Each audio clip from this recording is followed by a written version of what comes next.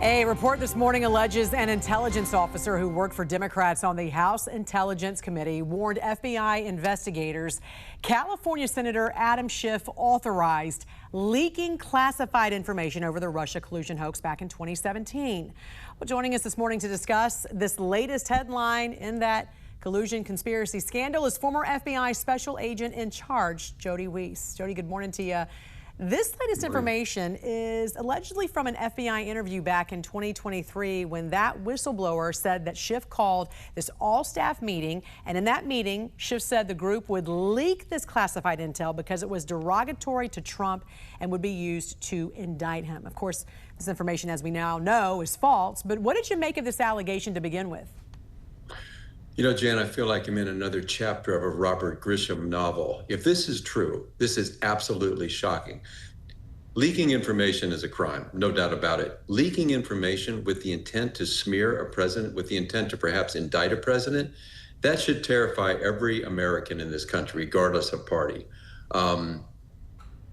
If you think about it, though, I say I'm shocked, and maybe I'm not, because it kind of aligns with the referrals from Tulsi Gabbard, all with the intent to undermine an incoming president. So what I'm going to think interesting about this, just think if this allegation, when they do the investigation, can somehow be tied to the allegations referred by Tulsi Gabbard, then you have a conspiracy. And then the statute of limitation is no longer an issue. So I think as Americans, we just have to be patient and let the investigators follow the evidence. But this is a shocking revelation. Yeah, and I've not seen where Schiff has responded to this, although it is past the statute of limitations. However, it does come at a time when he's also under investigation for mortgage fraud allegations.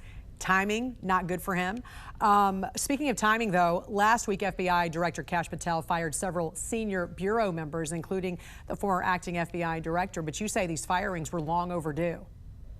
Yeah, I think a lot of people thought these were going to happen right away. You have to keep in mind, to move a member of the senior executive staff, the director will have to wait 120 days. You just have to do that.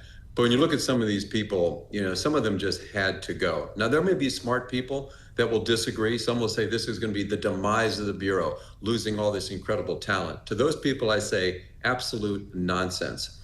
Got to keep in mind, most of these individuals were probably eligible to retire. And there's a quote from Winston Churchill who said, "The graveyard is full of indispensable men." But what we saw going on in the Bureau for the past 10 years, Jan, it cannot happen again. Politicalization of the FBI cannot happen. And for change, you have to have a team that first recognizes there are a need for change. And I'd be willing to bet most of these people fired thought everything was just fine. And then once you get that team in place, they have to be willing to commit to make that change. So I think this had to happen. Can't have any question marks. The future of the FBI depends upon it regaining the trust and confidence of the American people. And that starts with leadership, and that starts with changing the culture. Didn't you do something like this when you became superintendent of the Chicago Police Department? Yeah, that was pretty controversial. When I got there, I talked to a lot of people. I read a lot of reports, and I just felt like I had to make a change. So about 1 month in, I moved 21 of the exempt personnel out. And just to make a clear message, actions of the past are no longer acceptable. But then think about it. If you've been doing something for 30 years and you believed in the system, how in the world can you suddenly adopt a new philosophy and go 180 degrees out? It can't happen. So changes had to be made.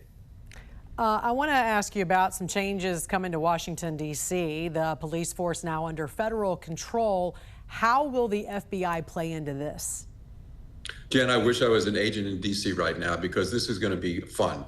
For 30 days at least, they'll be running task forces. They'll team with the MPD. They'll be going after fugitives, all the hot spots, some of the open-air drug marketing. They're going to make criminals' lives in D.C. miserable, and hopefully that'll have a change. But the big problem is, Judge Jeanine Pirro brought up, is the juvenile crime. The laws need to change. If you've got a 14, 15-year-old that's killing people and you can't charge them as an adult, that's a big problem. So who knows how this may play out in the end? Maybe home rule will go away.